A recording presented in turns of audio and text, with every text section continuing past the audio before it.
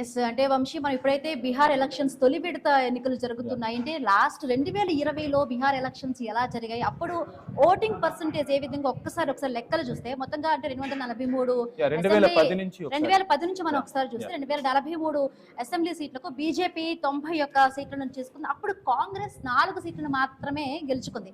అలాగే RJD 42, JDU 115, LJP 3 సీట్లను కైవసం చేసుకుంది. అలాగే మనం 2015 ఎలక్షన్స్ ఒకసారి చూసుకుంటే కాంగ్రెస్ 4 సీట్ల నుంచి 27 స్థానాలకు పైగా కూడా పెరిగాయి ఇక్కడ కాంగ్రెస్ కి. బీజేపీకి మనం చూసుకుంటే కొంచెం తగ్గాయి వంశీ, ఎందుకంటే 91 నుంచి 53 సీట్ల వరకు కూడా బీజేపీ గెలుచుకుంది. ఆర్జేడీ 80 సీట్లు గెలుచుకుంది, జేడీయూ 71, ఎల్జేపీ 2. అంటే ఓవరాల్ గా చూసుకుంటే ఇప్పుడు 2025 ఎలక్షన్స్ జరుగుతున్నాయి కాబట్టి 57.33% కూడా ఇప్పటి వరకు ఉంది. ఇంకా అంటే 6 గంటల వరకు కూడా ఈ పోలింగ్ అంతా ముగిసే టైంకి ఇంకా ఈ పర్సంటేజ్ అనేది పెరిగే ఛాన్స్ ఉంటుంది. 2020లో ఒక్కసారి మొత్తంగా చూసుకుంటే బీజేపీ 74 సీట్లు కైవసం చేసుకుంది, కాంగ్రెస్ కి వచ్చేసి 19 సీట్లు. అంటే మళ్ళీ అంటే కాంగ్రెస్ అంటే 2015లో కొంచెం ఎక్స్ట్రా సీట్లు వచ్చాయి, మళ్ళీ 2020కి వచ్చినప్పటికీ కాంగ్రెస్ కొంచెం తగ్గిపోయే సీట్లు. అలాగే ఆర్జేడీ చూసుకుంటే 75, జేడీయూ 43, ఎల్జేపీ 1 సీట్ను మాత్రమే చేసుకుంది. సో అలాగే మన ఓట్ షేరింగ్ పర్సంటేజ్ కూడా ఒక్కసారి గమనిస్తే వంశీ ఇక్కడ అంటే లాస్ట్ ఇయర్స్ మనం అబ్జర్వ్ చేస్తే ఎన్డీఏకి 125, కొంచెం కాంగ్రెస్ 110 సీట్లు మాత్రమే గెలుచుకుని దగ్గరలో అధికారాన్ని చేజెక్కించుకోలేకపోయింది అని చెప్పుకోవాలి.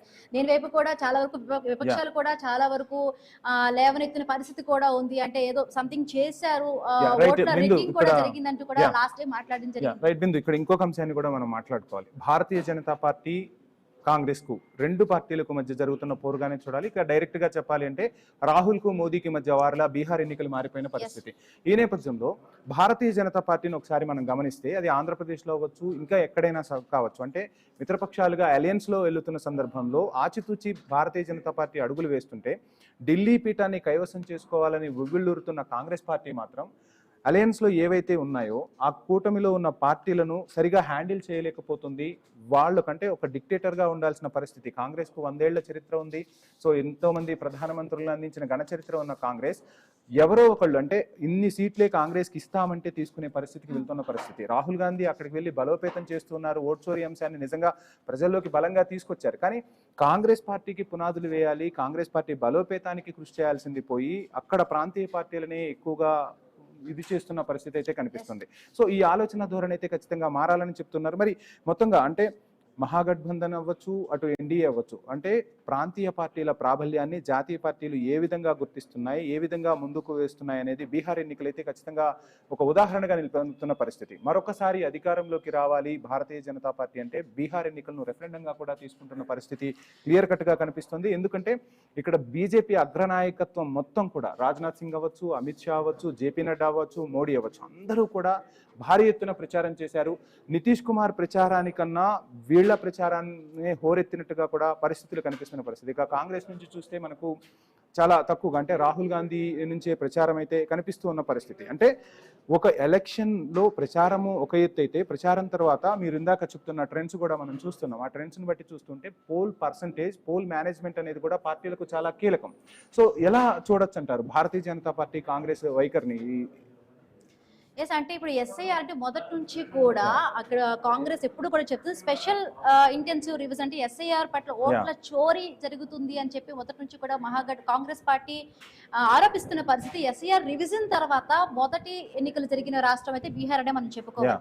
ముఖ్యంగా కూడా ఇక్కడ ఏ విషయాల గురించి మనం మాట్లాడుకోవాలంటే మహిళా ఓటర్లు అంటే బేసికల్ గా కూడా ఈ ఎన్నికల్లో వాళ్ళు ఏమైనా కొంచెం పాజిటివ్ గా ఉన్నారా అంటే ఎక్కడైనా కూడా మహిళలందరూ కూడా కింగ్ మేకర్లుగా నిలుస్తూ ఉంటారు. దేశవ్యాప్తంగా కూడా ఇప్పుడు మహిళల కింగ్ మేకర్ రైటే. అది బీహార్ లో ఎన్నికల్లో కూడా ఇక్కడ మహిళలే కూడా కింగ్ మేకర్లు అవుతారేమో అనిపిస్తుంది. ఎందుకంటే అంటే మన లాస్ట్ ఎన్నికల ప్రచారంతో మన 10,000 రూపాయలతో మహిళలకు సంబంధించి కూడా వాళ్ళకి ఇవ్వడం జరిగింది. అలాగే మేనిఫెస్టోకి సంబంధించి కూడా 2 లక్షల వరకు కూడా స్వయంగా వాళ్ళు ఏదైనా వ్యాపారం మొదలు పెట్టడానికి కూడా గవర్నమెంట్ నుంచి సంక్షేమ పథకాలు అందుతాయని చెప్పి అంటే మేనిఫెస్టో చాలా వరకు ఒక్కసారి వంశీ మనం చూస్తే బిందు మేనిఫెస్టో గురించి మాట్లాడే ముందు ఇక్కడ ఇంకొక ఇంపార్టెంట్ విషయాన్ని కూడా మనం డిస్కస్ చేయాల్సి ఉంటుంది.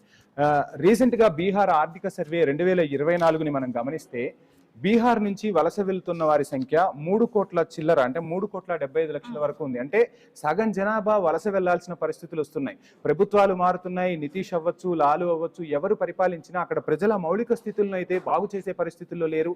అక్కడ కంపెనీలు రావాల్సిన అవసరం ఉంది.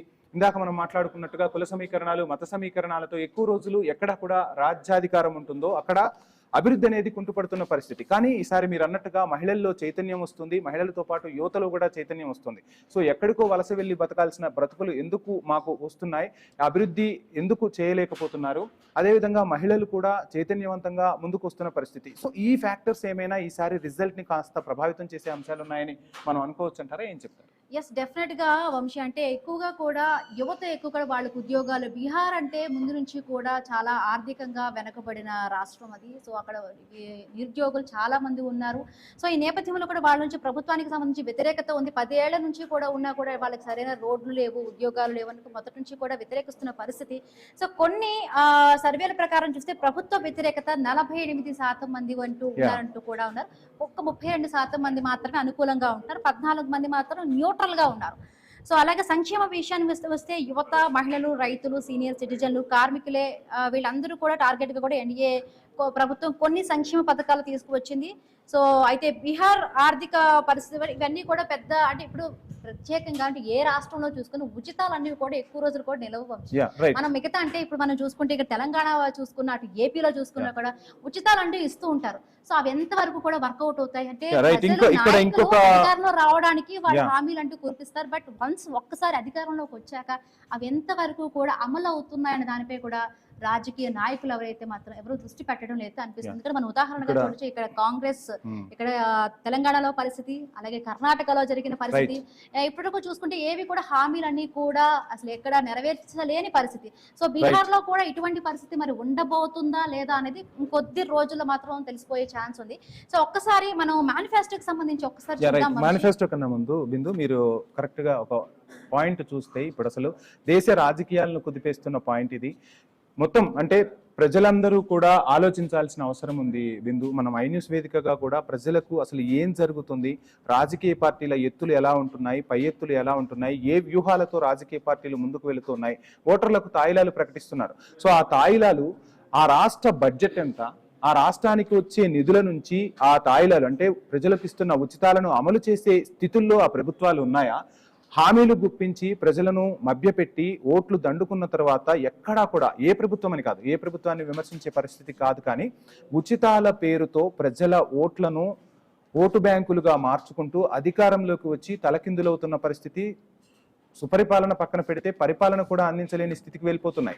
రాష్ట్ర బడ్జెట్ ఎంత, ఆ బడ్జెట్ నుంచి ఎన్ని నిధులు కేటాయించాలి, అసలు ఏ ఏ రంగాలకు మనం ఉచితాలను ఇవ్వాల్సి ఉంటుంది, ఎక్కడ అభివృద్ధి చేయాలన్న దిశగా ఎందుకు రాజకీయ పార్టీలు ఆలోచించట్లేదు అనేది ఇప్పుడు దేశవ్యాప్తంగా కూడా పెద్ద ఎత్తున చర్చ రావాలి. దీనిపై మేధావులు కూడా మాట్లాడాల్సిన అవసరం అయితే ఖచ్చితంగా ఉంది. ప్రతి ఒక్కరూ ఉచితాల పేరుతో వస్తూ ఉన్నారు. ఆ ఉచితాలకు ప్రజలను ఒక ఎరగా వేసి ఓట్లు దండుకొని అధికారంలోకి వచ్చిన తర్వాత ఉచితాలను అటకెక్కిస్తున్న పరిస్థితి.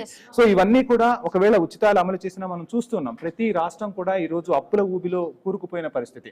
సో ఈ నేపథ్యంలో మొన్నటి వరకు ప్రధానమంత్రి కీలక వ్యాఖ్యలు చేశారు. ఎక్కడా కూడా ఉచితాలకు భారతీయ జనతా పార్టీ ఆమోదం తెలుపదు. ఉచిత పథకాలు అనేవి ప్రజలకు కాదు, సుస్థిరమైన అభివృద్ధి, ప్రజలకు కావాల్సిన మౌలిక వసతులు కల్పించాలి, లాంగ్ రన్ లో ఉండే దిశగానే మనం ఆ బడ్జెట్ లో డబ్బులు కేటాయించాలని చెప్తున్న పరిస్థితి. కానీ ఎందుకు ఒక్కసారిగా మనం చూస్తే ఇప్పుడు సో లేటెస్ట్ అప్డేట్స్ అందుతున్నాయి. ఆ అప్డేట్స్ కి సంబంధించి శివాని అందిస్తారు. శివాని, లేటెస్ట్ ట్రెండ్స్ అయితే మనకు అందుతున్నట్టుగా తెలుస్తుంది. ఏంటి ట్రెండ్స్? మొత్తంగా పోలింగ్ పర్సెంటేజ్ ఎంత నమోదవుతుంది?